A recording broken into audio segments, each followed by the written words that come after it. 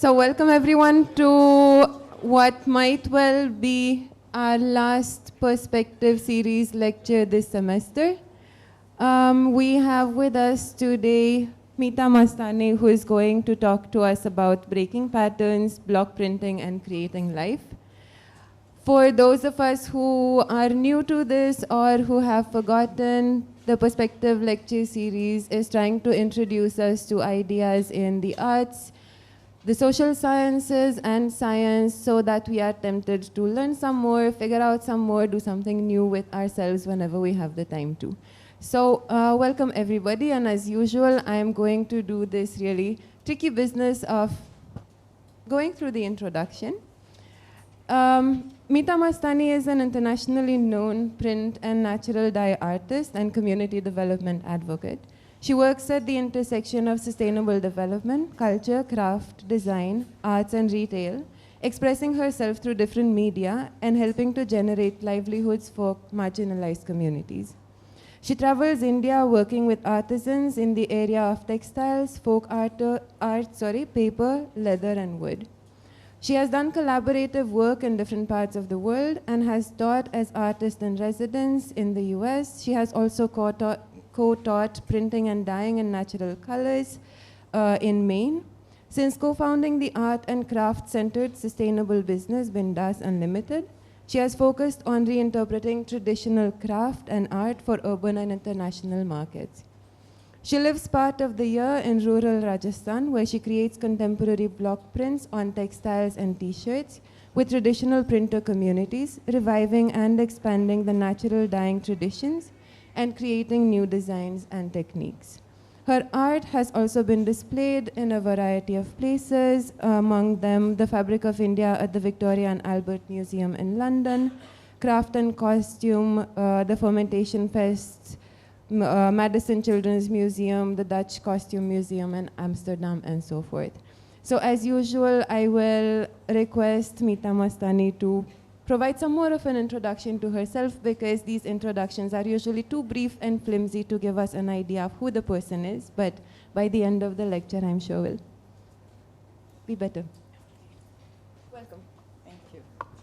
Okay, can everybody hear me? Is this a good volume? Yeah, okay. Hi everyone. I'm going to start with a small film on my work.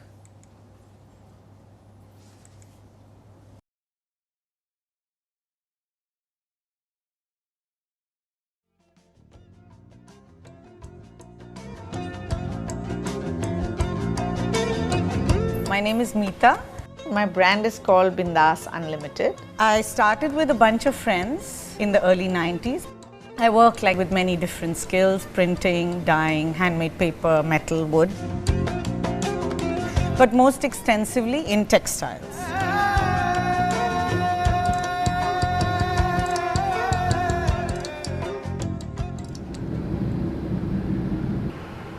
I work with many different rural communities, and my work with them is my window into rural India and their window into urban India.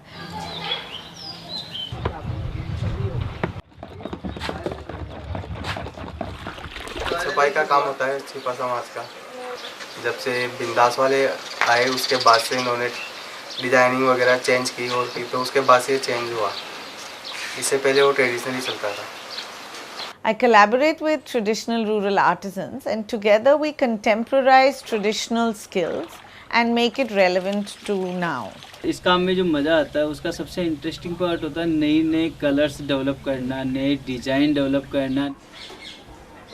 The work I do is hand printing and natural dyeing on natural fabrics of different kinds. We extract colors right from the dye stuffs. We don't use ready-made dyes of any kind. It's a crazy thing to be doing it. Not many people do it, especially not in the quantities that we work on. We work on fairly large quantities. It is actually a labor of love.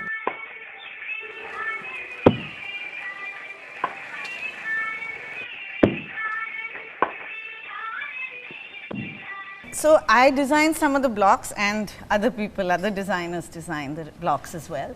But what I do is I tell stories with these blocks. So each of my saris, t-shirts, stoles, towels, whatever, they have a story behind them.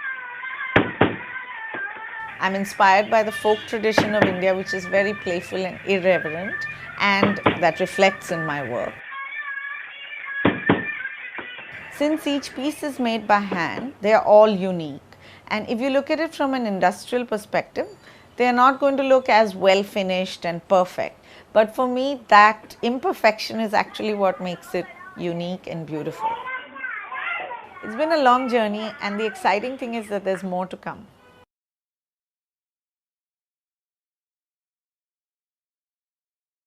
I didn't want you to introduce myself several times over the same way, but I guess that's what's happening. Okay, here we go. Oh, I need help. Is this what I want? This yeah, perfect. And yeah, okay. Okay, so hello everyone. And as was there in the film, that my brand is called Bindas Unlimited. I work with rural artisans, and one of my key collaborators are a rural studio in a village in Rajasthan called Chaubundi, and I help contemporize prints. They teach me what they know, and I teach them what I know, and we sort of learn together, stumble along and learn together. I want to start with patterns. Can anybody tell me what is a pattern? Come on, you're all design up. What is a pattern?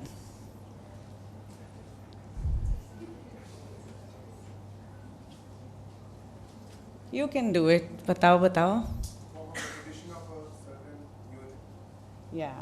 Yeah, perfect. Anything that repeats, and it can be a decorative pattern, it can be a way of doing something, it can be our walk, it can be the cadence of our talk, it can be a relationship. So I like seeing patterns in whatever, in things, and I also like breaking them and seeing new patterns, because whatever we do, it is a pattern. It starts over into a new one, and then you start over again. So how many of you use Instagram? And do any of you have that app, that layout? Okay, can you fire it up? And I want you to take a selfie of anything. You decide what is a selfie. Is it your face? Is it your hands? Is it your feet? And just see if you can create a pattern with that on your phone. Now, can you do that now? Like in the next 2 or 3 minutes. Has any of you used it before? Okay. So if you haven't, it's really fun because it helps you make all kinds of patterns. We have 2 minutes for this.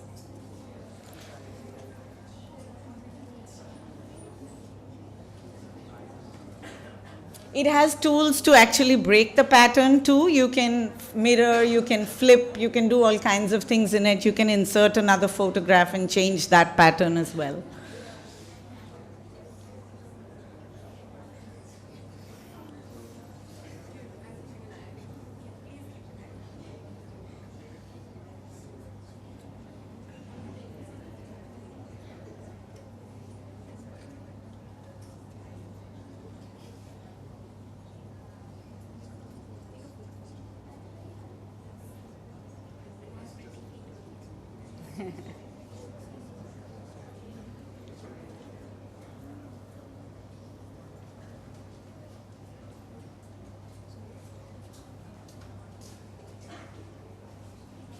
Has anyone done it? Is anybody done?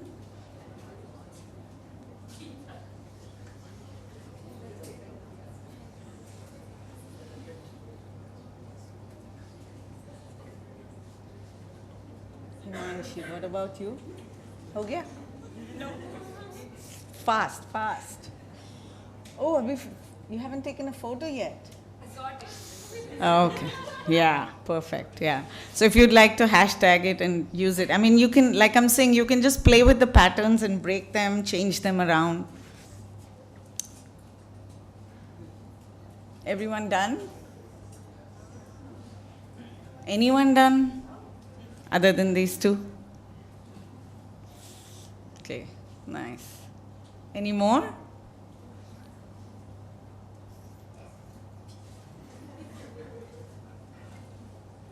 Nobody else has finished? Okay. Yeah, okay. It's not you're not getting graded on this, it's not an assignment. We can move on. Okay, so basically, there's no, okay, now we can come back. Not that easy, but we'll come back. There's no one name for what I do. It's not, there's not a simple title. And I like very much that I can bring all the things I enjoy into my work together. I'm a production person, I'm a designer, I'm an artist, I'm a teacher, I'm an accountant, I'm all of those things, and I bring all those aspects together into my work. And I've learned that the more things I incorporate in my work, the better I do them.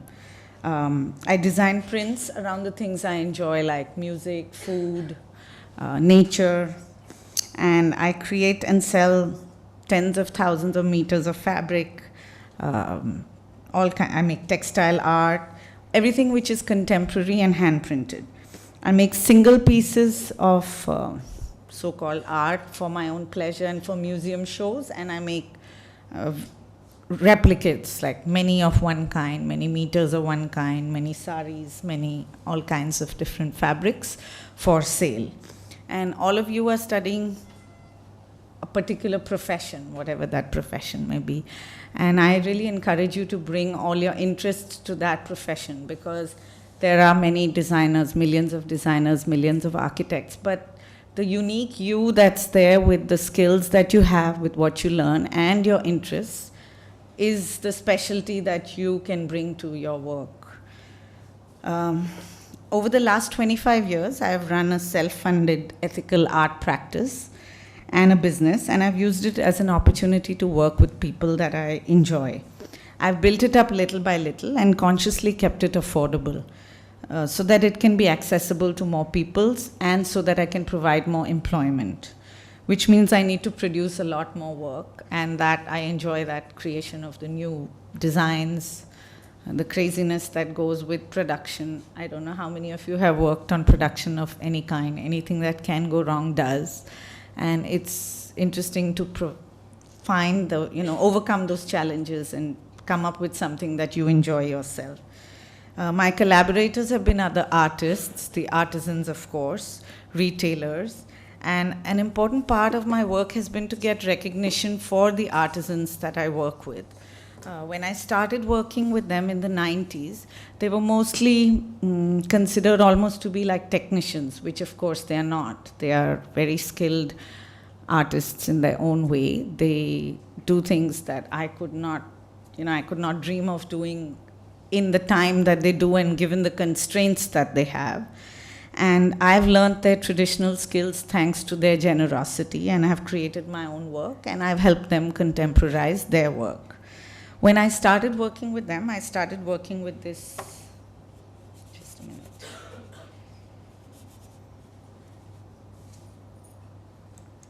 Yeah, I got it, thank you. With this group called Chaubundi, like I said, their turnover was about 50,000 rupees a year. This was in 93. Now their turnover is over 1 crore of rupees, and they provide employment. Together we work with between 30 to 80 people, depending on the time of the year, depending on how many orders we have and whatever's going on at the time. And textiles account for about 5% of India's GDP. It's actually our first original startups, way before the tech startups. So the idea was, when I started out, the idea was to create things of beauty and share credit with the craftspeople. India is a really old civilization, but a very young country. It's only 70-some years, right? So when we started this work, we didn't have that confidence in Indian design. It's been 25 years and things have changed a lot. But there were still mostly things from outside the country which were considered, that's what's good in design. We were a group of designers, retailers, community workers, and everybody brought whatever skills they had, and we pooled them together. We consciously created and adopted an Indian design aesthetics with images of things that we see around us. I like a Carey or a Paisley as much as the next person, but I also want to see new things. I love the way tradition has played with it and changed it around, but I also want to see new images. So this is one of the images, traditional prints of Kaladera village where I work. It's called Chaubundi. And until about 50 years back, these traditional prints were social markers. So in a country with very strong rules, social rules, and I think pretty much anywhere in every part of the world, dress and costume has always been about identifying who comes from where. So if you saw somebody wearing this, you'd know which community they came from.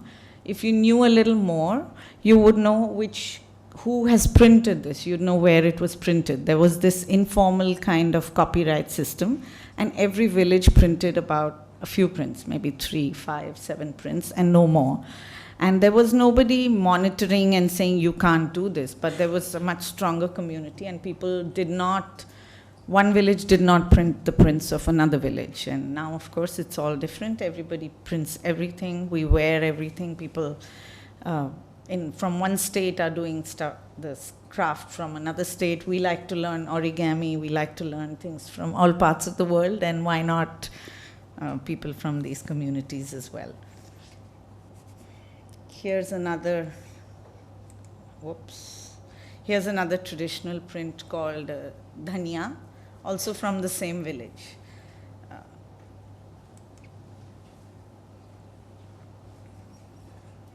This is one of my prints. If any of you have heard of Faiz Ahmad Faiz, this is from a poem of his which says, Bol ki lab azad hain tere. And I like very much using poetry in my work. Can anybody identify the pattern down the middle? Mangoes, yeah. And on the side are these achar barnis, sort of boxes of achar. That's a stole. This is my version of a traffic jam in Delhi, where there's a lot of them.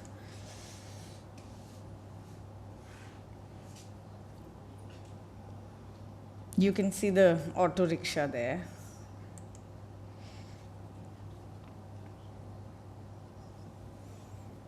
Here, she's wearing so many different kinds of saris, from the cycle to the coin that I'm wearing, to the one in the middle, the pink. The one in pink is actually a crow dipping its beak into an anar flower. Then there's deer, there's flowers. They're all things that are visible around right there.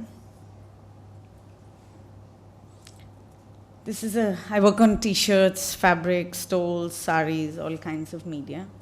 And this is, can anybody identify what it says in the main body? Yeah, TV. And the one below?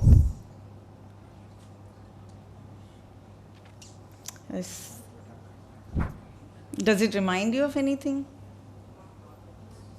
Yeah, so it is the barcode written in Hindi. And that, for me, is what happens when we see a lot of TV. You end up buying a lot of stuff. These are dice, slightly loaded dice. It's that same achar, and on top is the old kind of razor blades.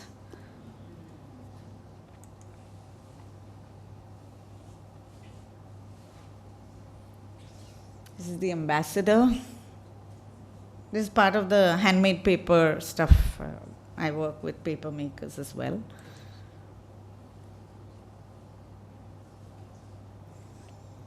Can anybody read what's written in this?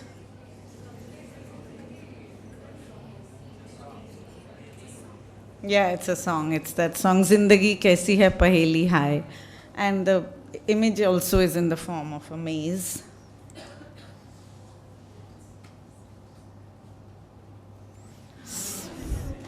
So we are Indian and everything, elephant. So this is like a contemporary version of it. It's actually done by a child, and it's the elephant bum.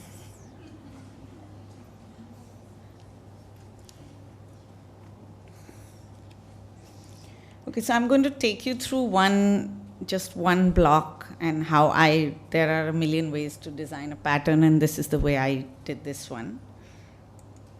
I started with my hand and taking a photograph, and then I actually just drew it on a piece of paper with the outline.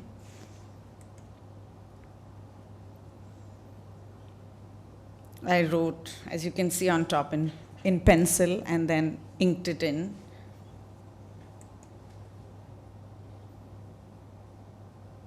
And put the two together.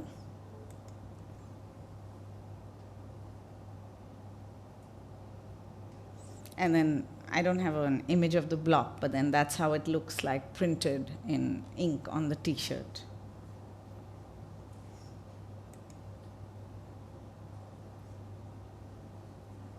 So usually a pattern is, a good printer is considered somebody who prints a pattern in such a way that it fits so well that you can't see where it's joining. That's the mark of somebody who's a really good printer. Like I said, I like to break patterns, and I wanted to work on, say, a t-shirt or a scarf, and it's not going to be that running pattern. It can be, but it cannot be as well. So this is the block is just a single tree, and it's repeated.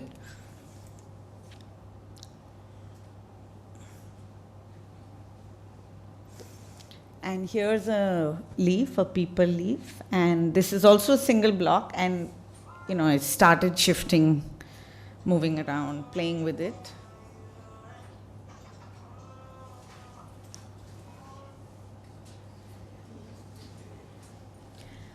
Okay, so here's a leaf which the printer has played with and moved. And you'd be surprised, because for so many years they are used to printing it in this, in a repeat, in a way that it doesn't show, this is far more difficult for them to do than to do the straight off repeat. And now it's a particular family that I work with, and the printers who work with them are now really well known in the village for being able to do the regular stuff and to be able to break the pattern as well. And they've realized that is a skill, and they are now called, "Mere se print nahi ho raha, can you come and help me? Bataiye kaise kare," type of thing. So this is a t-shirt that I did in collaboration with People Tree, which is a design company in Delhi. And it was shown at the V&A in London as part of a show.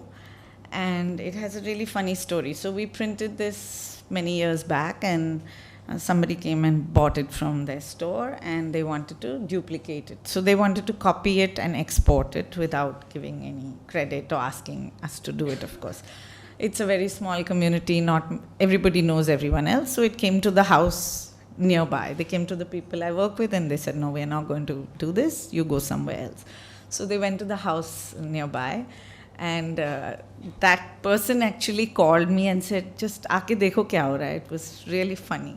The printer, so you can see that there's bits of the tiger, just the front, the tail, and we do this by a very sophisticated mechanism, and I'm going to show you that. And that's this wonderful piece of paper which is used as a masking device. So you put a little bit of the tiger here. And of course, every t-shirt is different, because, sometimes kabhi haath idhar dalega, kabhi idhar dalega. But these guys wanted to export, and they wanted few thousand t-shirts looking exactly the same. So they made, let me go back. They made about 8 images of the tiger. Just this, a little bit of the tail, a little. They made 8 different blocks. And you cannot print one piece with it. I mean, you can do it, but it'll take a long time. Not at the prices we are working at. It certainly can't be done in that much time. So they ended up screen printing it, because there was no way they could block print it. So one thing that I really enjoy about the work I do is that each piece is different. It's unique. It's not cookie cutter. It's not from a factory.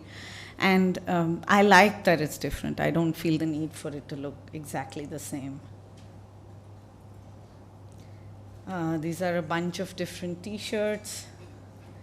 The one on the top, what is that, left?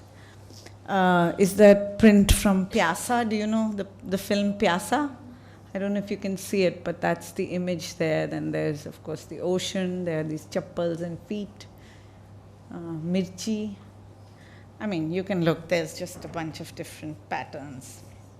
I like a lot of text stuff like this. This is from Kabir, that Dhai Aakhar Prem ke padhe so pandit hoye. In this, we've used 1, 2, 3, 4, maybe 5 different blocks to create this image.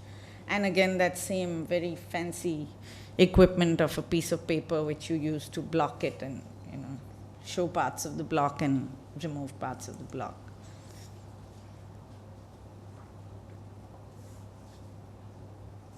I work with a lot of different NGOs, and so this is in collaboration with an agency called Karam Marg. It's a home for street children in Faridabad outside of Delhi. And the women who live around that village, whatever fabrics I make, every little inch of that goes to whatever's left over on the sides of the garments that's made. The bits of the fabric that are left over go to this agency, and they make these bags out of those. And then those bags are sold, and they raise funds for the home where about 60 kids live and grow up. This is another such agency working with women who are HIV positive and who have been abandoned by their families. This is in Tamil Nadu, called Blue Mango Trust. So they make these really beautiful stuffed toys.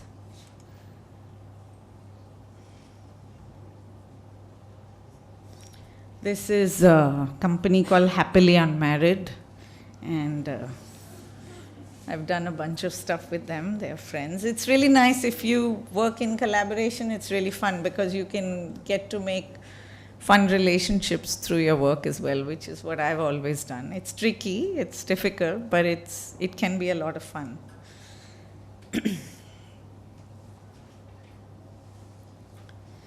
This is what a block looks like, the outline of the block, and the one on top is the filler. The outline is called the rake, and the filler is called the datta. And the filler is usually used with mud resist, which is the specialty of this area. The mud resist takes it's difficult to make. It's made out of clay from the bottom of a river. It has wheat, the leftover of eaten up wheat by a specific bug, and ironically now, that's called bidan. And ironically now, that is more expensive than buying wheat. It has tree gum, it has chuna, limestone, and then it's mixed together in large quantities. You make about 50 or 100 kilos at a time and use it as a resist. Because it's a washable resist, it has certain benefits. But because it's washable, we also can't use it with a hot dye, unlike batik, like wax. So this is just generally what a block looks like. This is what the printed block would look like. The outline is in black. The filler is with the resist, and then it's dyed in an indigo. So this is how usually mud resist was used, to mask a particular area and to highlight that area. Not just, it's masking it, but at the same time it's also highlighting the body of the woman, right? I didn't come from a traditional, I don't have a design training, I don't have training in design. I don't come from a traditional printer's family, so I didn't know what was the right way to do things. And neither did the people I worked with. So we actually innovated and used 2 different, like I said, everything that can go wrong goes wrong in this process. We've had little bird fall into the printing ink and walk all over the fabric, so mucked it up that way. There are pigs in the village, there are dogs. Earlier we didn't have access to a field, so the stuff would dry on the road and the tractors would go over it, people would walk all over it. And it used to be really funny because at the time I used to work on silks and on these saris, and it was amazing how it was made. It was lying on the street, people are walking on it, tractors are rolling over it, dogs are walking over it. And the minute you're done and you wash it and you calendar it, which means you kind of iron it out and put it on wherever you're going to sell it, then people say, "Acha, dry clean only." And, yeah, okay, dry clean only, whatever. But so to come back to this, because everything, like I said, can and does go wrong, we tried out this method where we printed 2 kinds of dabu. This mud resist is called dabu, which are unrelated to each other, unlike this one, where it's specifically designed to fit into that block. So it was like this, which are absolutely unrelated to each other. If this thing ever moves, yeah, it's moved. And this is now, this is about maybe 23 years old, this way of printing, and we actually sort of created it together. It's called double dabu now. It covers all the sins because in this area the printers are not used to doing very fine quality printing. It's not like, you have here in Gujarat, you have 16 colors and they do beautiful stuff, but we don't have those skills there. We have other skills. And it's copied all over now, all over. Different printers use it, people in Madhya Pradesh use it, and it's double dabu kar rahe hain. So it's really nice to know that actually we've sort of started off something like this. This is what they look like from a distance when you do those kind of saris.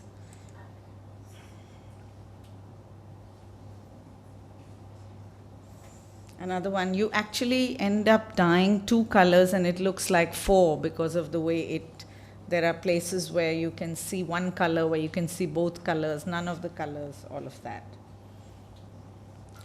So I'm going to take you through the process in a little detail now. The first one is of course, the making of first one is the designing of the block, which I already showed you one example of. You can draw it, you can do it many different ways. And once it's visualized and drawn on paper, then it's transferred onto wood and carved on the wood. If it's a text, it has to be done, if any of you are printmakers here, you'd know it has to be done reverse. You have to mirror it like you can in that app. You have to reverse it because otherwise when you print it, it's going to be ulta. Then this alone, there's a whole community of block makers, and we've been working with a specific group of them, and it's a skill on its own. It's absolutely beautiful to see them work. The blocks earlier, I have old blocks which are very old, they still last. The newer blocks are usually made out of wood which is very kacha because the other wood is not that easily accessible anymore, and now if it's lying on the table and it falls, it can crack even immediately, earlier. But I, like I said, I have 20-year-old blocks which are perfect.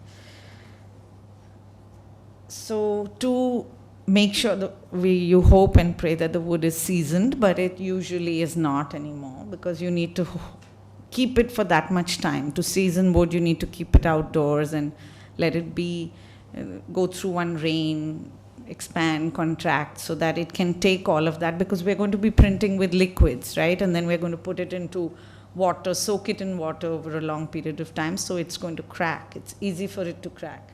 So it's first soaked at least overnight, preferably longer, in oil. Traditionally, you use the oil that has been used for, kadhai, anything that you fried in the house. They would use that oil and keep the blocks in it so that it'll soak up the oil and then be able to take the expansion and contraction of the wood.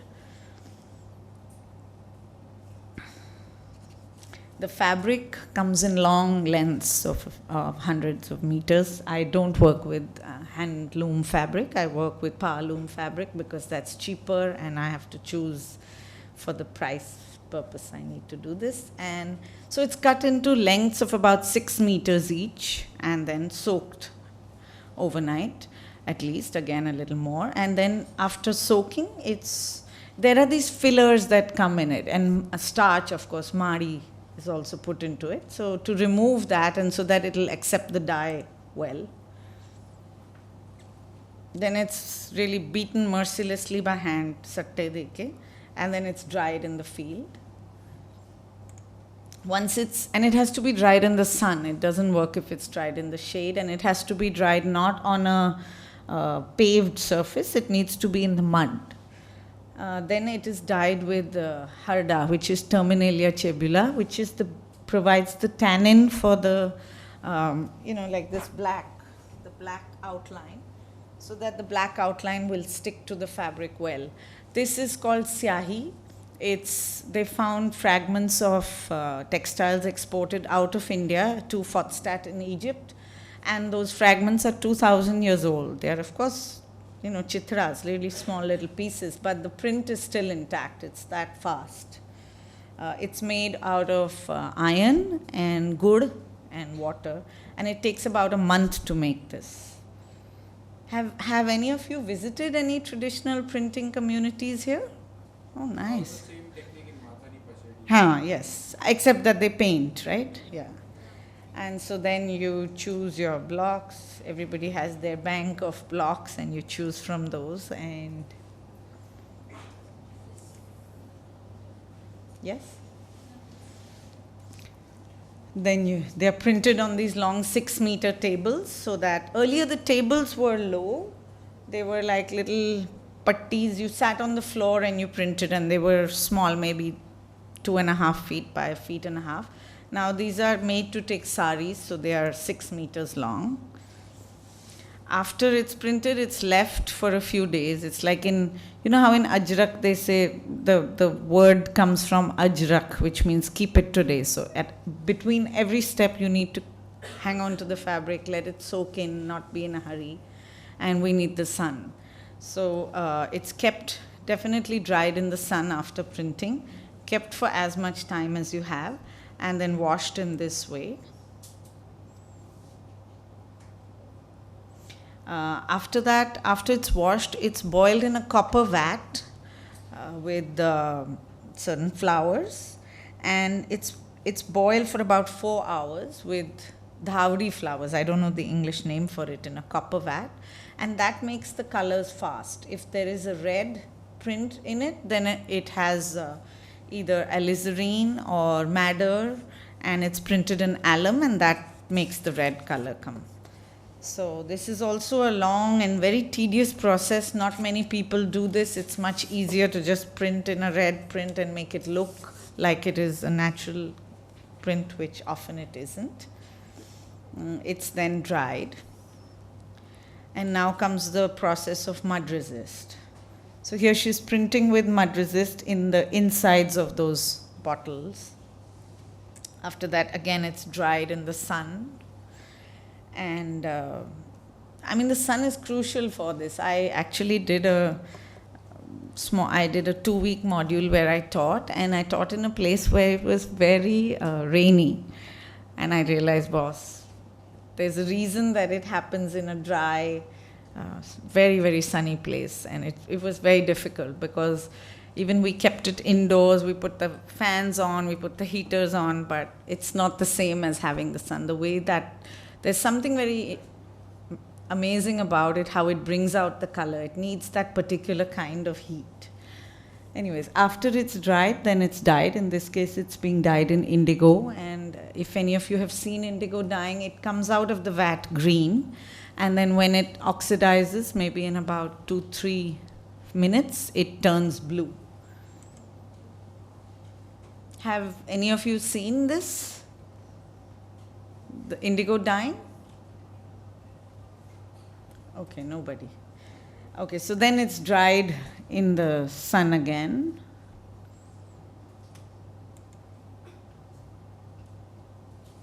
You can see the mud resist on this, right? Just the outlines. And dried again, it has to be dried on mitti. It can't be dried on a paved surface. It has to be the other way, because it's never going to dry if it's on a surface which doesn't absorb the water, because it's dripping water. And especially when you're doing large quantities, like you can have a sense of, at a time when you dye, we would be doing a few 100 meters in that day.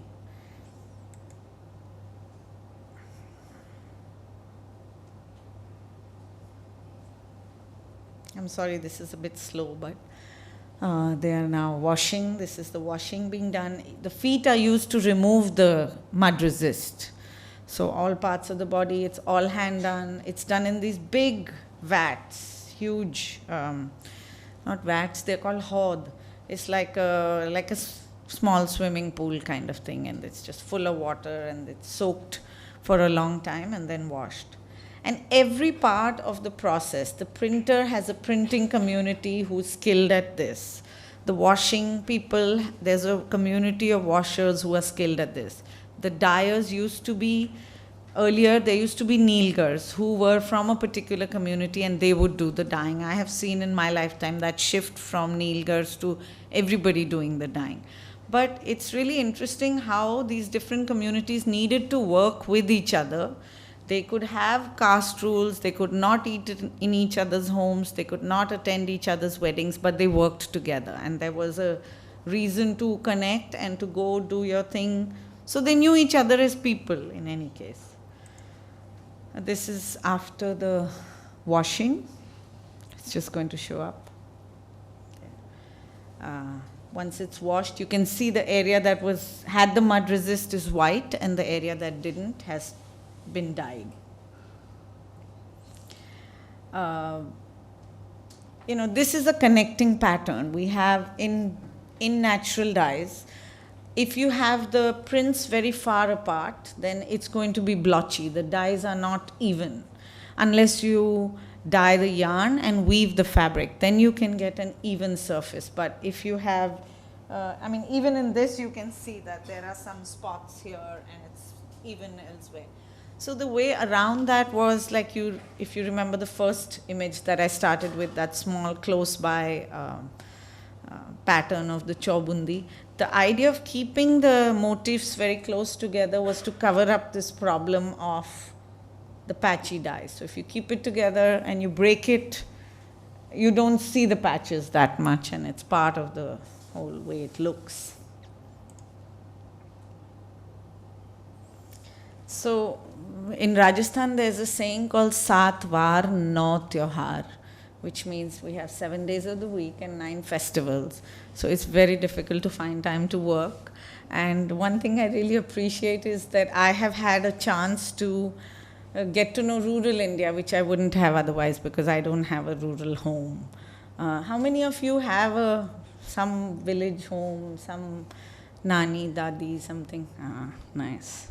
So I didn't have that. This was my way of finding a rural home, and it's a whole different way of working and living and being, and much calmer than a city way, and I've really learned a lot. So anyway, so I have this so many years. It's now my family. They are like my friends and family, and I have eaten some very yummy food.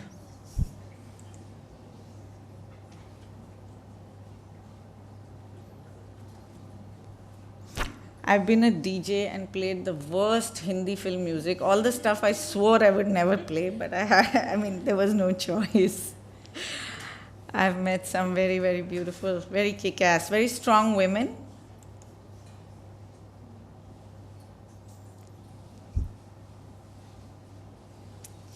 And like I said, I have a rural family now. These are all the people I work with. These are some of the people I work with. This is just the family who own the studio. Then there are the people who come to print, the people who dye, the people who do the washing, the calendaring. There's so many different elements. And like I said, in summer, in the monsoons, you have an enforced break for about 3 to 4 months. You have to listen to nature, you have to just take it easy, and you can experiment, you can try your dyes, you can chill, you can have pakoras in the rain, do whatever you like, but you can't really work at that time of the year.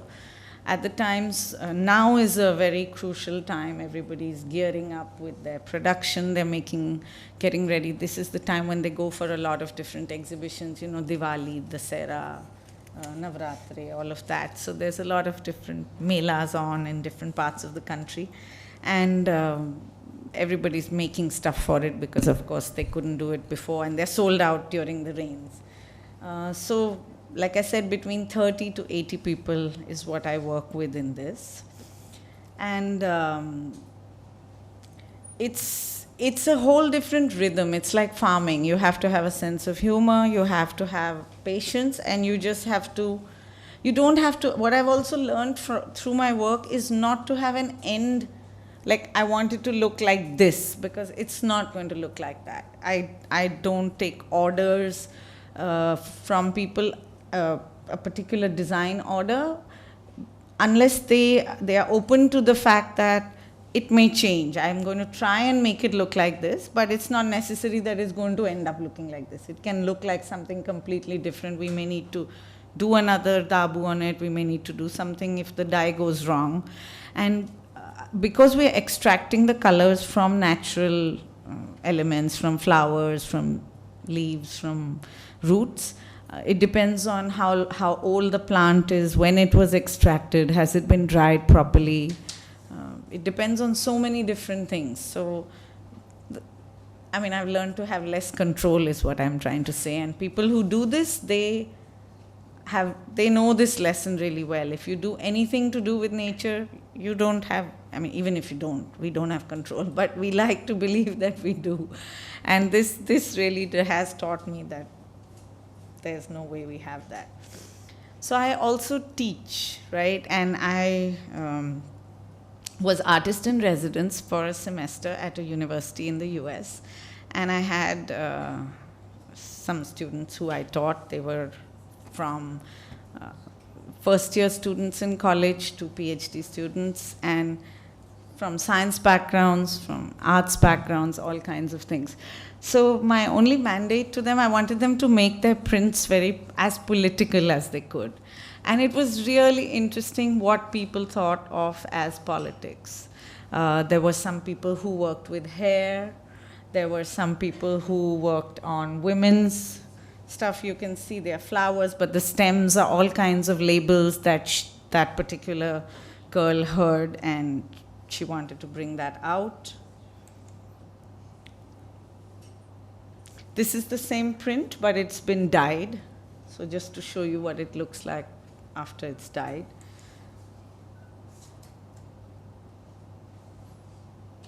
So they carved their own blocks, and Olivia's father runs a bakery, and she says that's how she's gotten the money to come to college. And for her, that was her politics. She's done wheat in the background, if you can see. I was really surprised. This was in the US. I was really surprised to see how many people found farming as a very political thing. And of course it is, but it hadn't struck me that it was.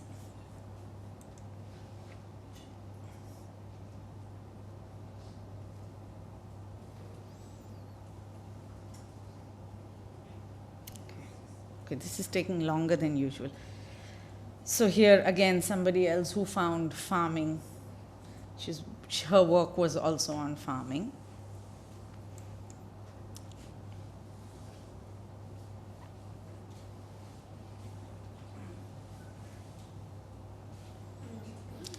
This is more recent, this year in summer.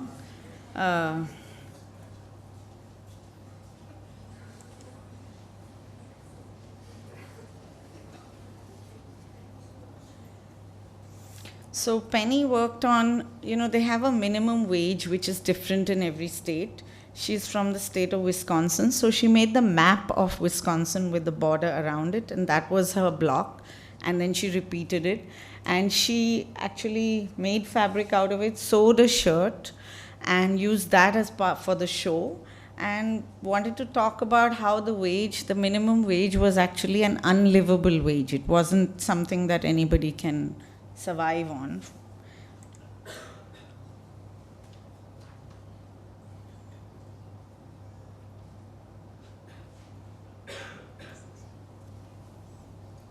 Yeah. So there's another Dump Trump t-shirt. He's really popular, as you can see. this was really interesting.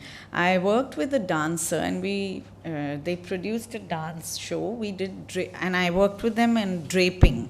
We have many ways of draping fabric here, both for men and women. And we did traditional drapes of different kinds. They used some of the textiles that I make here as part of their dance performance, and they actually used the textiles as a character in their dance. So they draped the stuff during the performance.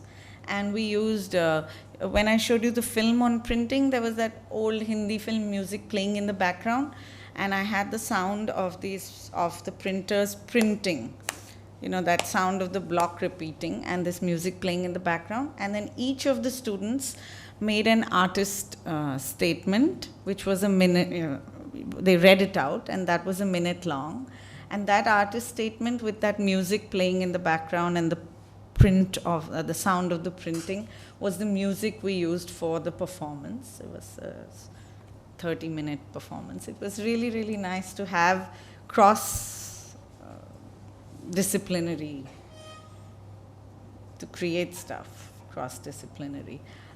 Some of my work shows in museums in different parts of the world. So this is at the Zuiderzee in the Netherlands. It's a little outside of Amsterdam. And this is with a Dutch artist. It was part of a project. India, we used to export a lot of chintz. Have any of you heard of this? Chintz or cheat?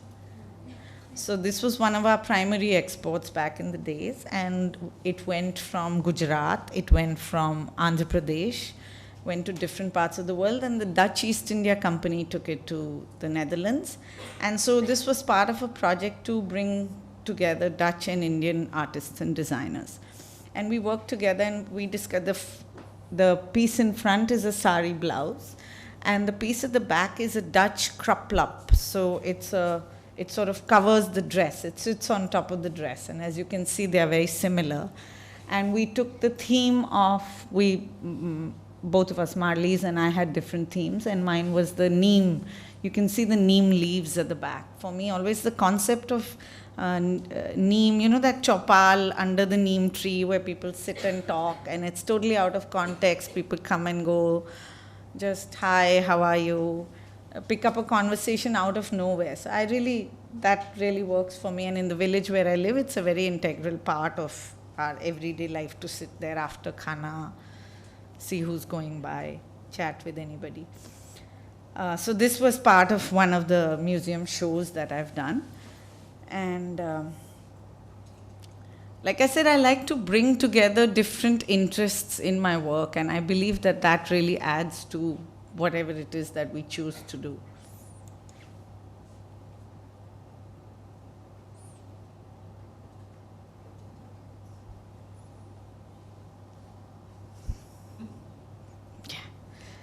This is part of the draping that we did.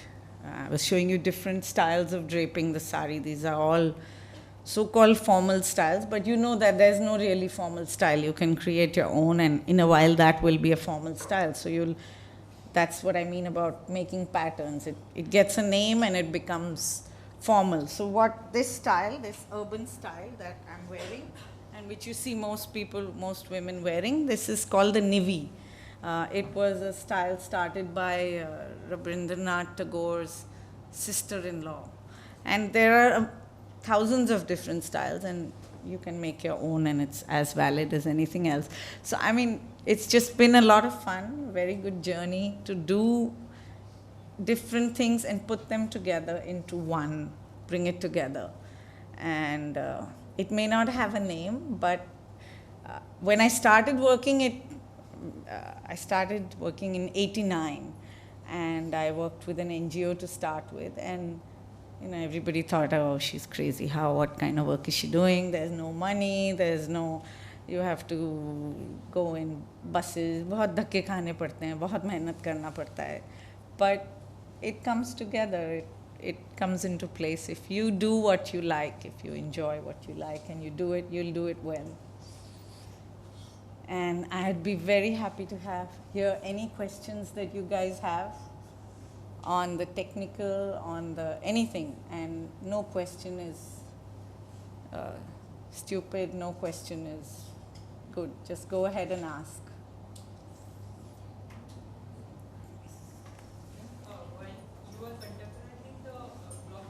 Yeah.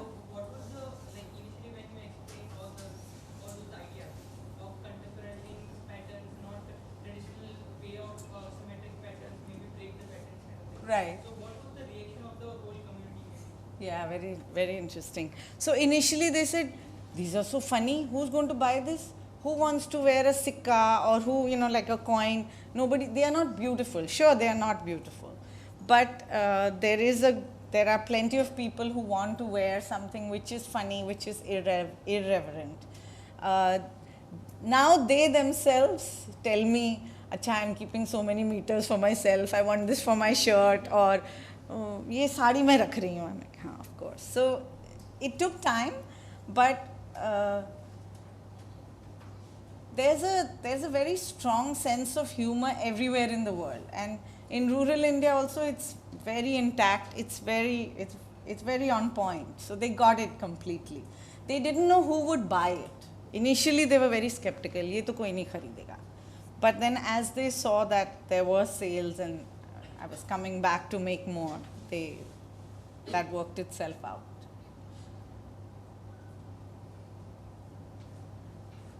Yes? Also good question. My main clientele is, so it started out by people who were young, and now those same people who were young have become, so it now stretches from my friends' kids who come to buy to my friends who are 50s, 60s. They are urban people mostly. It's available online, it's available in stores. They are people who are confident and people who don't want to wear the same stuff that everyone's wearing. There are people who are not scared to stand out, and there are people who like natural fabrics, because I only work in cottons usually, sometimes linen, a little bit of silk, but mostly only cottons. So it's all kinds of people, men, women, anybody with a sense of humor, anybody with a sense of confidence, they wear it. Yes? In the video, there was a lady putting some powder on the print. Putting powder on the print. So when we print with mud resist, it's gloopy. It's like a thick soup. If we pick it up, so it'll come on the fabric. It'll smudge. So we use sawdust, the powder of wood. It's put on top of the fabric, on top of that dabu, so that soaks up the humidity in the dabu. And then when you pick it up and you put it down to dry, it doesn't smudge. Bhoor bulate hain, but it's sawdust basically. So again, everything used is natural. The material to put it together, the printing trays, the bamboo on the printing tray, the blocks are made of wood. It's just all very rudimentary and basic, but it works well for them. The trays, the carts that are used to take the trays up and down are made of wood, and they have these 4 wheels at the bottom. It's just very basic. And they are really skilled people. It's a very evolved technique that they put together. Through this technique, they put together things which look very good, and it's not many resources that you need for it.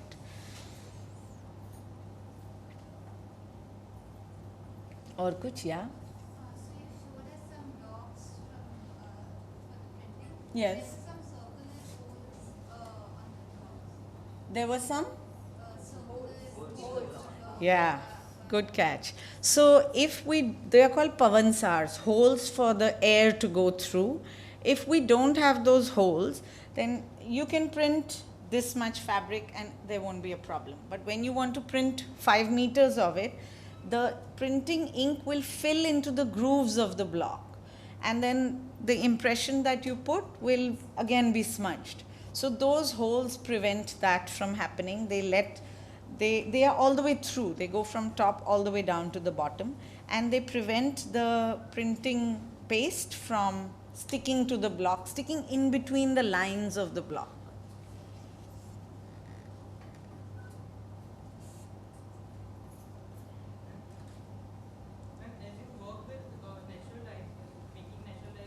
Yeah. But now screen printing and working with artificial dyes, because the process is very fast.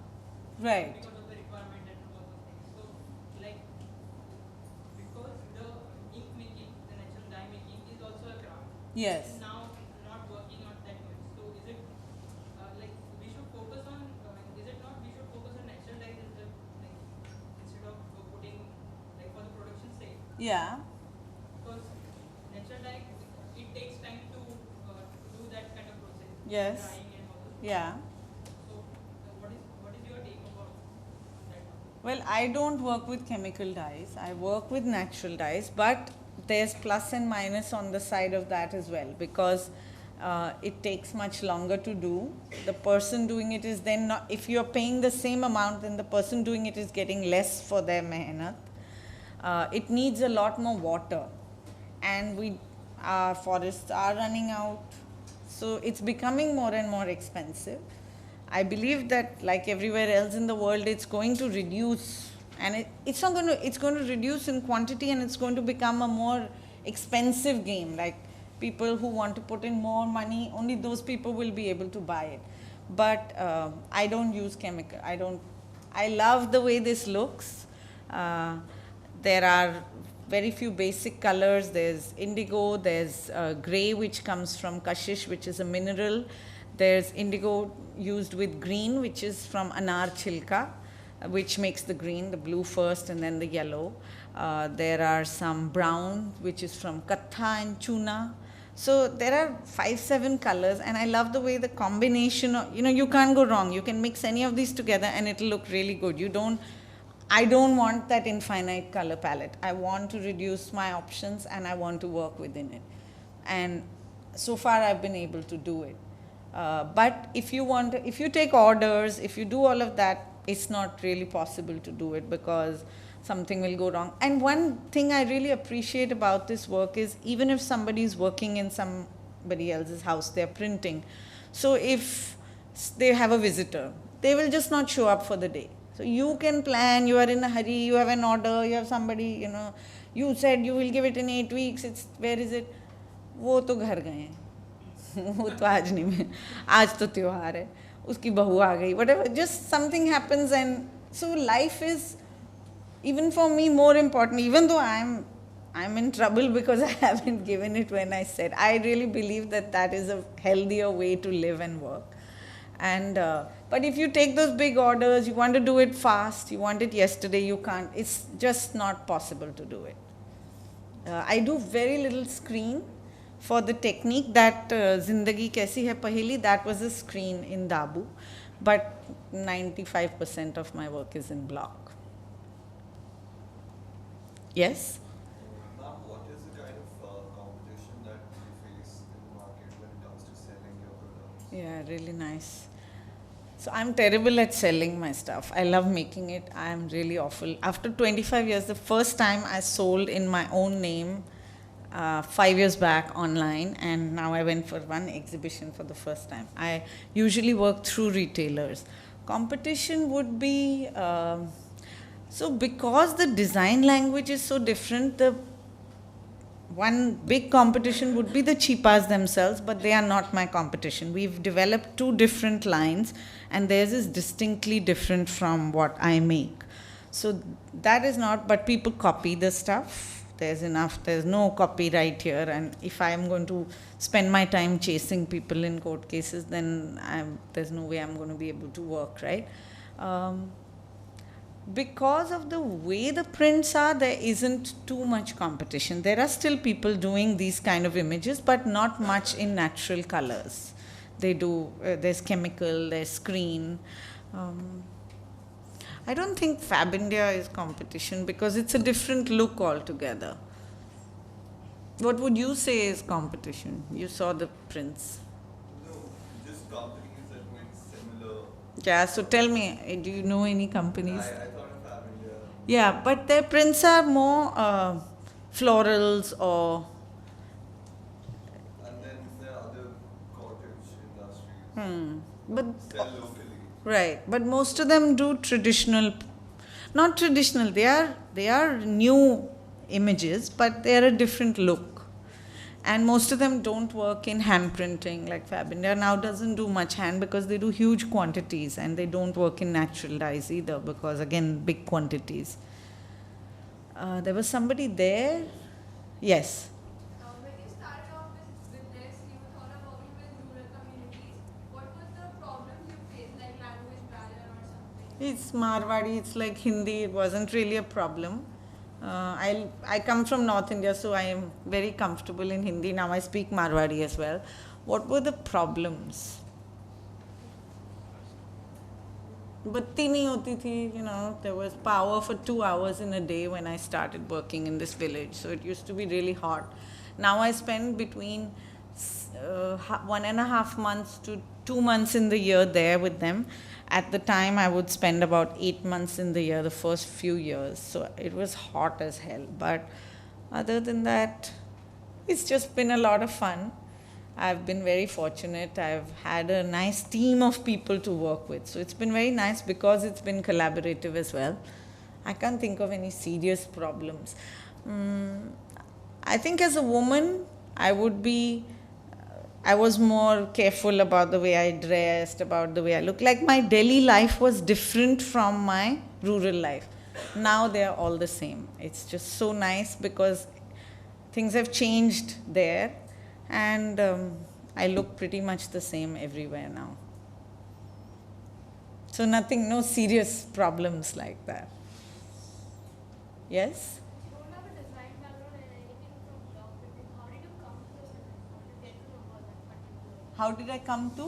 How did you reach to Chowbundi? So Chowbundi didn't exist at the time. That is something we started together. And I worked with an NGO, I told you. So I worked with Dastakar, and I traveled all over the country and worked with different craftspeople. But these people, I met Raghunath, who I work with. I met him at the Crafts Museum in Delhi. And I had actually, you know how it is, it's one person and through that another. It's always just serendipity. But there was this British ATO, and there was a visitor from there, and he'd come to Dastakar and he didn't have the money, so he came to stay in my house for a few days, and he was like, I'm visiting, I'm short of funds, do you have a place to stay? And he spoke about, they were selling unbleached t-shirts with chemical rubberized prints on them. And he was saying, this is so revolutionary and it's so eco-friendly. And then we were sitting at home and talking and saying, how is this eco-friendly? You're doing this horrible rubber chemical print on it and saying it's eco-friendly. And in the 80s, they were selling them for some 20 pounds a piece and stuff. So anyways, we got talking and we said that there's this whole thing of natural dyeing in India. And we started, he said, Acha, let's do some. And we just worked on it and created that for the first time. And that I worked with another group of cheepas. But with the Chowbundi family, I've been working since 93, and I met them serendipitously in the Crafts Museum. And then went and visited, checked them out. And the person who headed this family, he passed away 9 years back, but the person who headed this family, he was that perfect mix where he had tradition, his father used to do it, but he was somebody who really wanted to experiment. And that's why we could do this together. His community was very upset at the way he would share the techniques with us. They were, this is community knowledge, it is not your knowledge, you should not be giving it away. They will set up a factory, hamara kya hoga type of thing.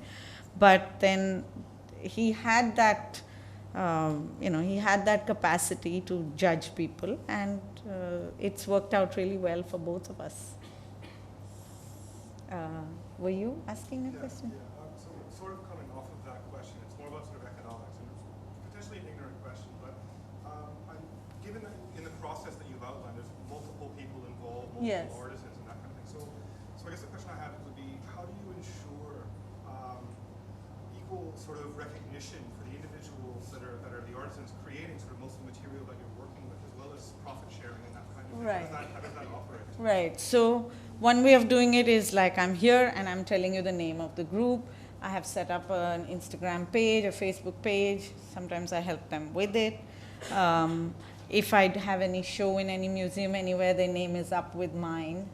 I have linked them to, I'm on the board of Dastakar, I've linked them to several, to Dastakar, to other organizations. They've been to a lot of exhibitions. They're really now savvy and up with it. So, and as for the economics, it's all very transparent.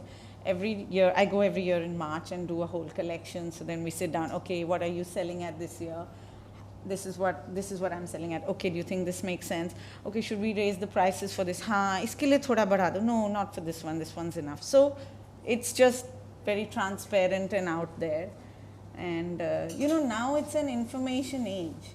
And I don't think, even earlier I never hid anything from them. But especially now, it's so easy to know what anyone is selling anything at. They don't need to be careful. They trust me implicitly, in the sense, before this GST, their bill books were with me and I would make the bills and they would say, I don't want to know about it, just send me the money, type of thing. So that's the way I deal with it. Yes? How did you market your product initially? How did your first client get to know? Right. So first clientele, like I said, was this British ATO, but they fell apart after doing one round. And then I worked with Oxfam. They wanted to, they had heard, acha, these people have made t-shirts. Okay, so we want to make there enough people in, there used to be this organization called Oxfam Bridge, and they were doing, they were raising funds in India, and they said there are plenty of people in India who can afford it. We don't need to just bring funding from outside the country, so will you make t-shirts? They came to us, and we said, you know, this People Tree, which is a store and a design company in Delhi, they make t-shirts, go to them. So they went to them and they said, no, but these guys have done it, go to. So anyways, long and short of it is, we started working together. So the first, the second round that we made were for Oxfam, and they put them up in these fairs, but they could not sell them. So here's another thing I've learned, that I can sell what I believe in, what is my style. I can't sell something which is not my style, and it's the same, I think it's the same for everybody else. So then we sold that first round of stuff in People Tree. Actually, it didn't sell in those exhibitions, and then we wanted to take it forward. So for a few years it was just in People Tree, then this store called Either Or in Pune, and now I sell online through iTokri and a few other places as well. That's the advantage of being like a group. Somebody designs, somebody produces, somebody retails.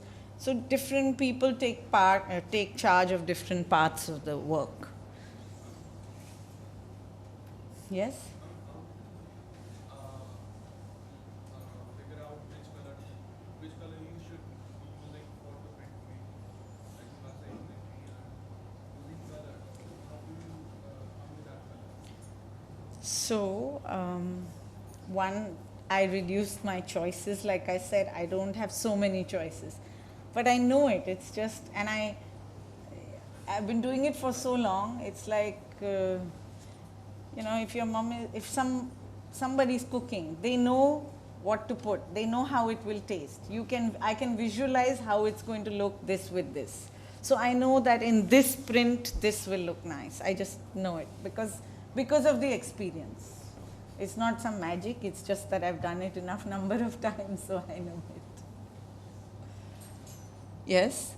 You incorporate really traditional work with very quirky designs. So how do you come up with the basic idea of the design? Like I could never come up with an idea of a barcode. Right.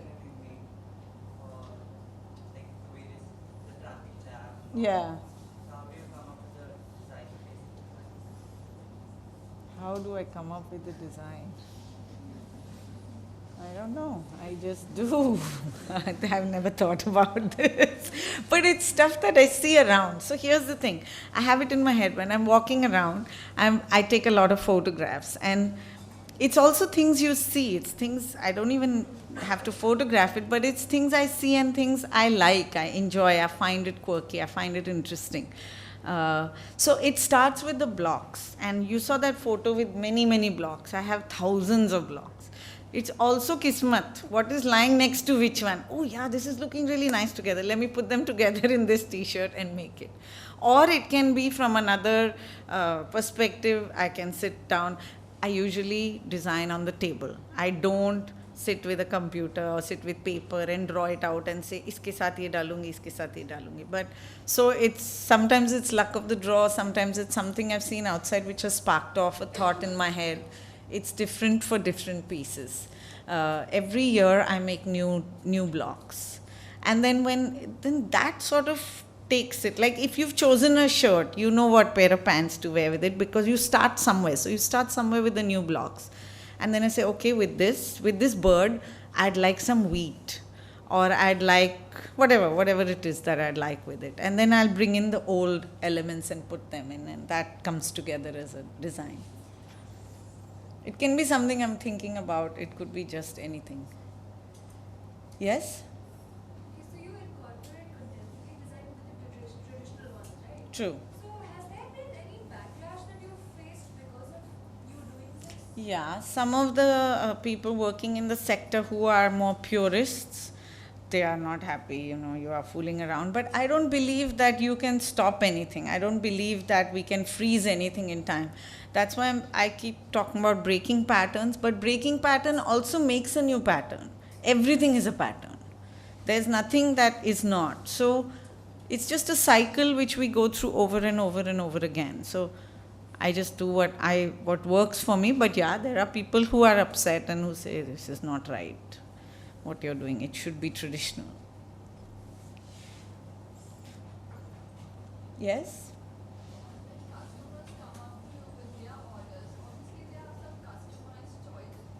Right. And if they have some particular choice about the material, then your block printings would have some limitations to it. So how do you tackle with that? So if I can't do it on polyester, I can't do it. And if they want that, then they have to go somewhere else, right?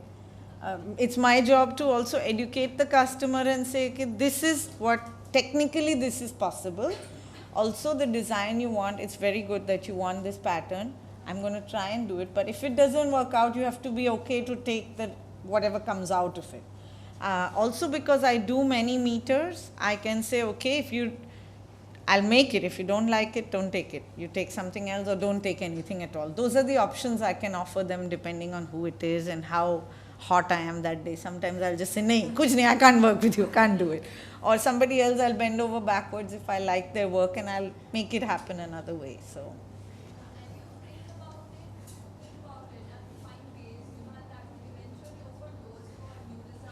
Yes, absolutely. That's how it happens. That's what I tried to show, how through so-called mistakes, like that whole post-it story, it is a disaster, but actually not. So if one is not invested in that end result looking a particular way, you can probably come up with something even better. All the things that have gone wrong, and I've done maybe few 100,000 meters of fabrics in all these years and maybe 25,000 t-shirts. Not had one rejection, because it's not that it's supposed to look a certain way. If it doesn't look like this, I'll work on it again and it'll look like something else. And always the stuff which is worked looks better than the other stuff. So then people say, I want this, which of course is another problem. But one thing wonderful about these people that I work with, never have they said, we are not going to redo this. So that's such a big support that, chalo, we'll work on it again. It's energy, it's effort, it's time, it's money, it's all of that, but they will do it again. Yes? I want to know, what's your future? Where do you see? How did you know that's what I've been thinking about? Well, I don't know. I want to see, any kind of production is a lot of hard work. And because it's chaotic, things do go wrong. It's a fine balance. It's the relationship which I have with these people, which is beyond work, way beyond work. I have to say, ye theek nahi hai, this is not on time, I have to do all of that stuff as well. So I have been thinking about reducing the quantities and going, I don't know if I want to work on more expensive fabrics or just reduce the work. I don't know what my future is. I'm really hoping somebody will come along who wants to sort of take it on, take it further. Because if I'm happy for that to be somebody from the family who I work with, from the printers. There's one girl I'm looking at. Maybe she'll be interested, I don't know. She's still only about 17. I don't know what her plans are. Does she want to get married the traditional way? Does she want to live her own life? She doesn't know as well as yet. So once that's sorted out, but I'll do it for a while and then move to something else. I would like to actually make more of the single pieces that I make myself. I want to do more of that.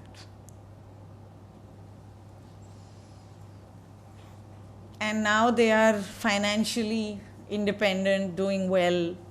It's okay if I stop, they have enough. Yes? I have a connected question. I've been wondering about what the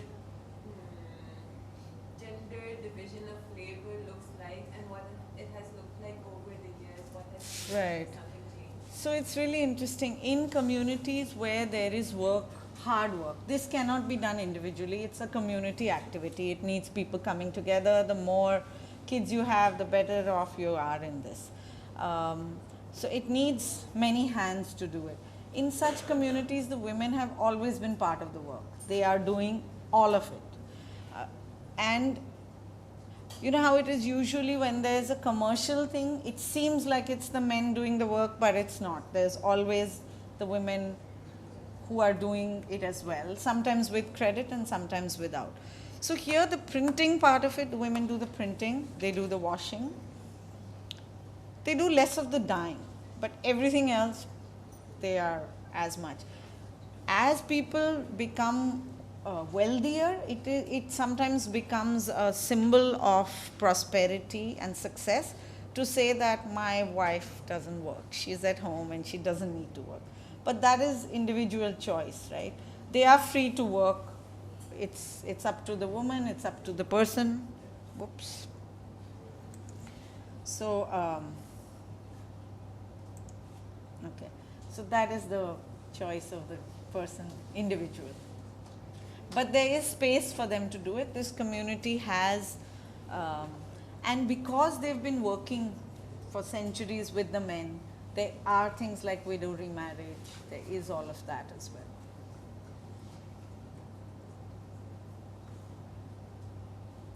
Yes?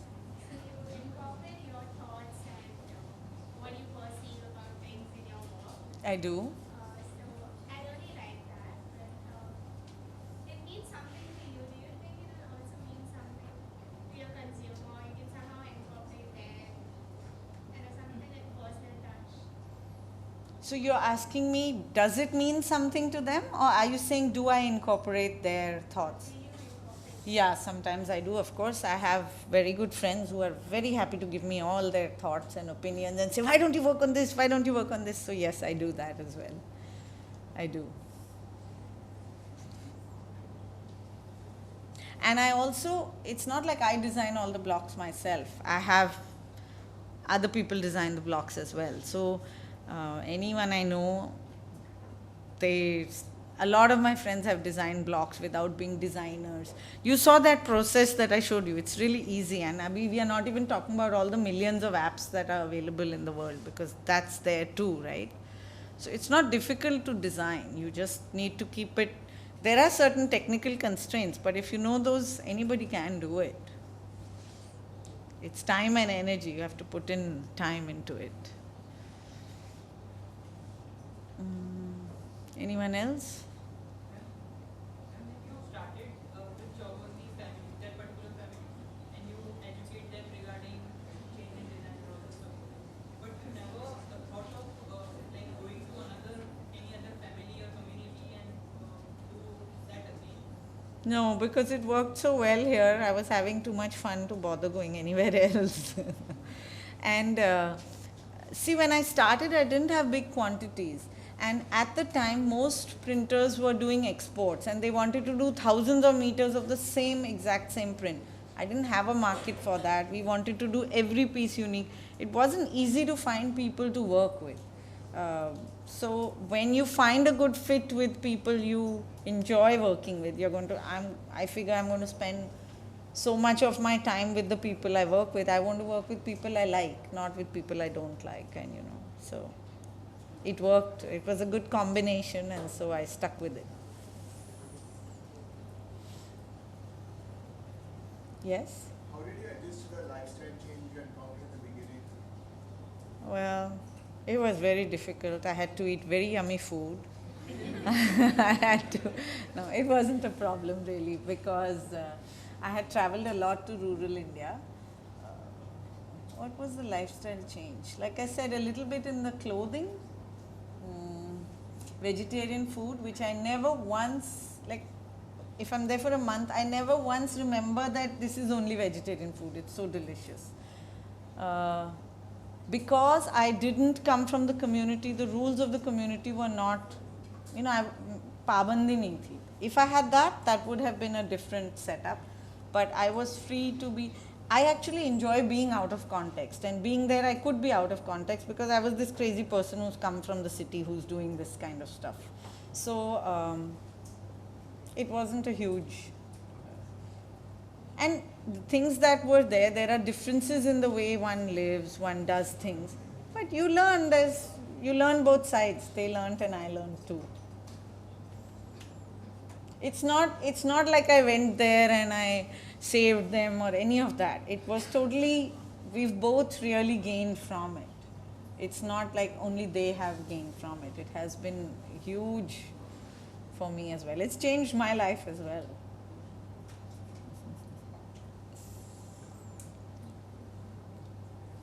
I think we are done. Okay, thank you.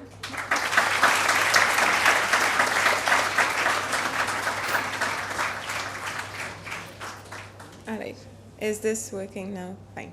So thank you very much for a really interesting lecture, and thank you to all of you for all the lively conversation that you have contributed to. Yeah. And nobody slept. Or maybe you haven't noticed. We're really good at it. So possibly for the last time this semester, a round of thanks to everyone who has helped us put this together, starting from everyone in the team, the CEPT Foundation program, Samir, Vishal, all the running around that, people like Himanshi and Vishwa, who unfortunately is not here, but she's been doing the run around. So thank you to all of them. Thank you to Pooja, who as usual has been doing the phone calls and following up with people. And thank you to the people who've been helping us with the photography and with the videography, and to Duljibai, who made sure that technology works. Technology has not been our friend this semester, but that is what it is. Thank you to all of you for being here and for being a lovely audience, and see you again next time.